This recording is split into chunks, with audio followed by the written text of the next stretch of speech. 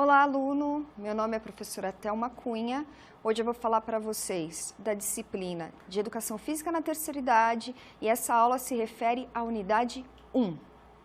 Antes da gente falar de terceira idade ou de envelhecimento, a gente vai conversar um pouquinho sobre dois conceitos muito importantes, que é o de crescimento e o de desenvolvimento.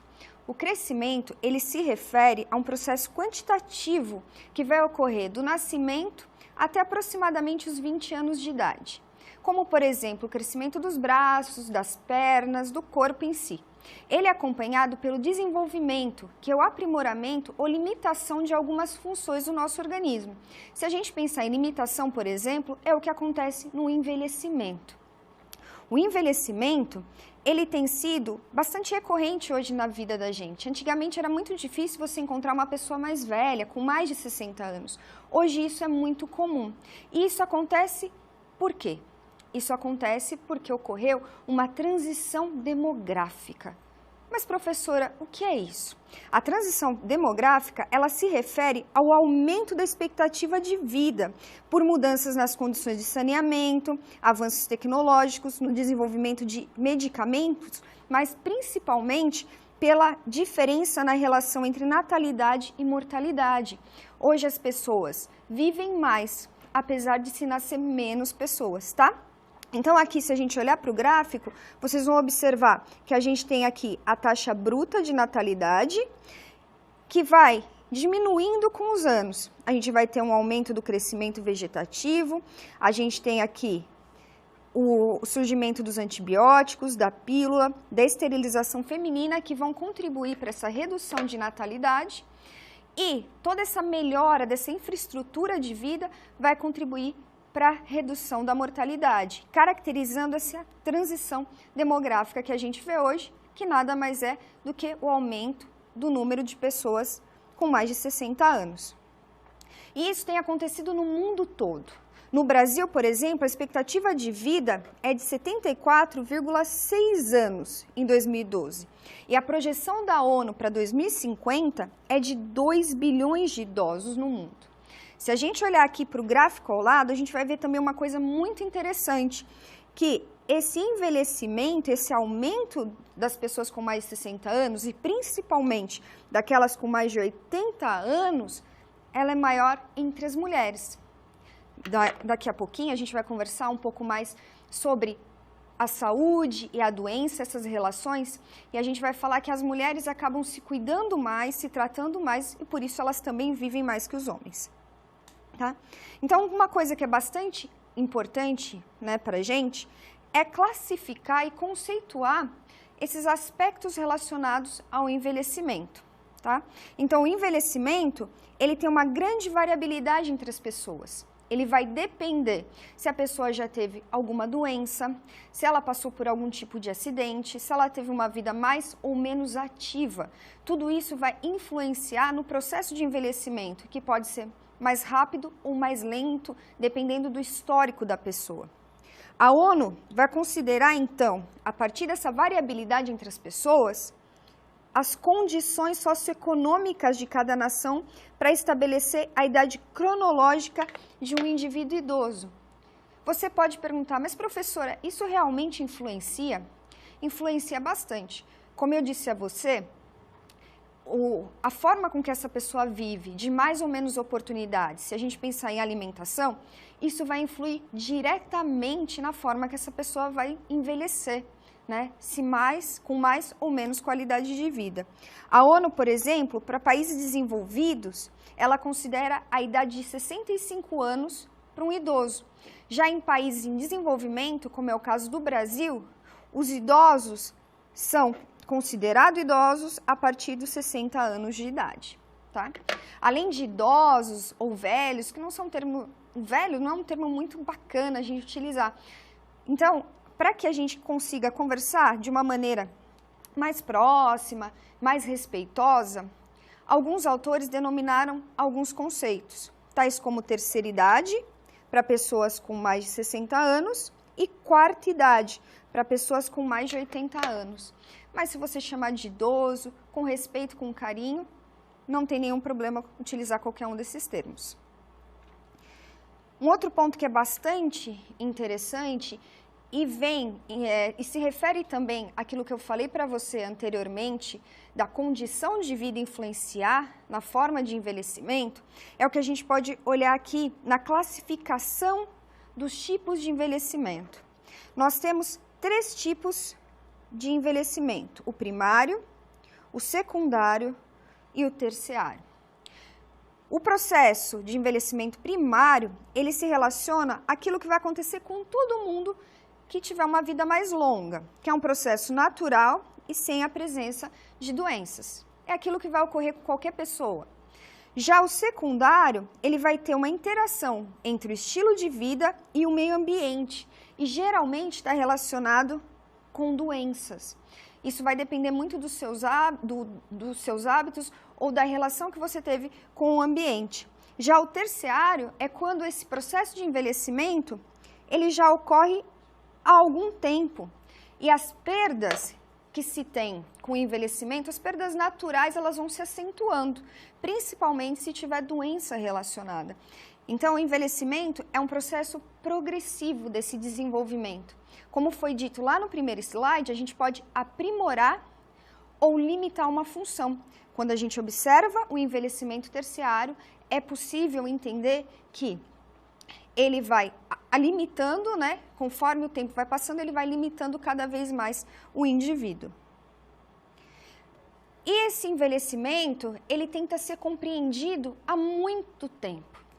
Existem várias teorias para entender por que a gente envelhece. Para você pode parecer um pouco bobo, né? Nós somos como máquinas, claro que a gente vai envelhecer, vai se desgastar, mas os pesquisadores tentam entender o porquê a gente envelhece para que se consiga diminuir a velocidade do envelhecimento e principalmente para que as pessoas tenham uma melhor qualidade de vida, tá? Então, existem algumas teorias, basicamente 2 visões, a biológica e a social. Na biológica, a gente vai ter uma teoria relacionada à genética, outra à imunologia, ao acúmulo de danos que a gente tem, às alterações que vão acontecendo ao longo do tempo, a mutações. A genética, por si só, já mostra que com a combinação do pai e da mãe, há algumas alterações genéticas quando se forma um filho. E essas alterações, ao longo do tempo, com estímulo de vida, sedentarismo, alguns hábitos, eles podem acumular e desencadear alguns danos. A gente também tem a teoria do uso e desgaste, de tanto usar se desgasta. E a dos radicais livres, que vai estar relacionado com o oxigênio e ao gasto energético que a gente tem. Quanto mais energia é gasta, mais radicais livres são produzidos e mais rápido se envelheceria. Já na visão social, há a teoria do desengajamento social, em que há um distanciamento gradual das pessoas como preparo para a morte. Conforme se vai envelhecendo, as pessoas se isolariam para que elas pudessem se conformar com a distância daqueles que ficam e se preparar para a morte. O outro seria de atividade, como a manutenção das atividades da meia-idade. Pessoas que não aceitariam a ideia de envelhecer. Então, ao invés de adequarem o estilo de vida, os seus hábitos ou mesmo as atividades do dia a dia, ela mantém o que ela fazia antes de envelhecer.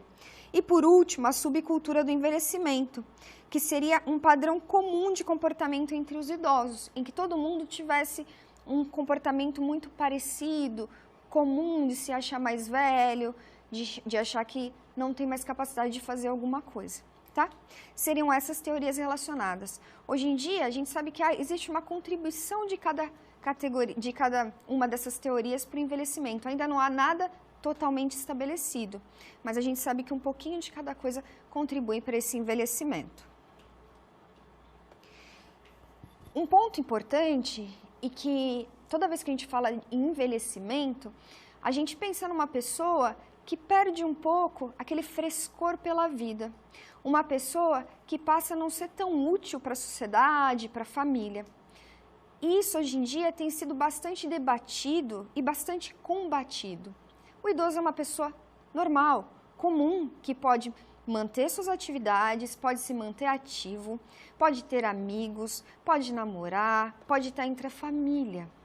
E essa visão tem sido bastante debatida ao longo do tempo, porque anteriormente acreditava-se que o idoso era um indivíduo muito sábio, muito experiente, mas que devia ficar ali, no cantinho, sendo cuidado pela família.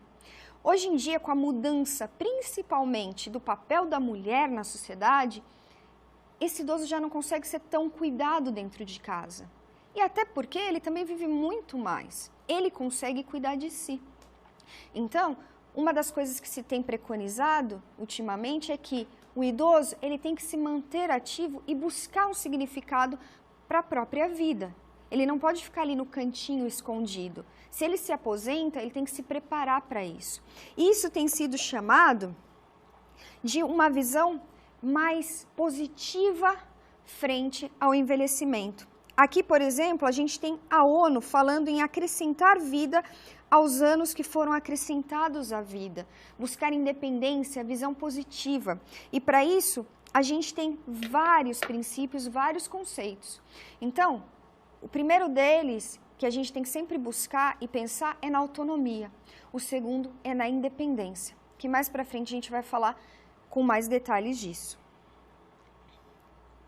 A atividade física, ela ajuda muito nesse momento do idoso de se ressignificar, de buscar um ressignificado para a sua vida. A atividade física, ela melhora o autoconceito, a autonomia, a relação com as pessoas, a confiança e principalmente a busca de objetivos e crescimento pessoal. Ela traz novidade, ela traz objetivos e metas novas, algo para poder correr atrás e viver melhor. Aqui a gente pode até olhar, pensando só em ânimo, no indivíduo sedentário e no ativo. A gente vê uma pessoa muito mais feliz quando ela faz atividade física. E é isso que a gente vai desenvolver nessa primeira unidade da educação física na terceira idade. Agora vamos para a interatividade? Na nossa interatividade, a gente vai tratar desses conceitos que a gente falou de envelhecimento. O envelhecimento é uma etapa do desenvolvimento caracterizado por alterações progressivas no organismo, podendo ser classificado em envelhecimento primário, secundário e terciário. Nesse sentido, assinale a alternativa que apresenta as características corretas referentes aos tipos de envelhecimento. Alternativa A. Nos 3 tipos de envelhecimento, verifica-se a presença de doenças. Alternativa B. O envelhecimento secundário é um processo natural, inevitável e determinado geneticamente. Alternativa C. No envelhecimento terciário, há grandes perdas físicas e cognitivas. Alternativa D. O envelhecimento primário decorre do acúmulo de efeitos do envelhecimento. E alternativa E, apenas o envelhecimento terciário está relacionado à presença de doenças. Já já eu volto com a resposta da interatividade.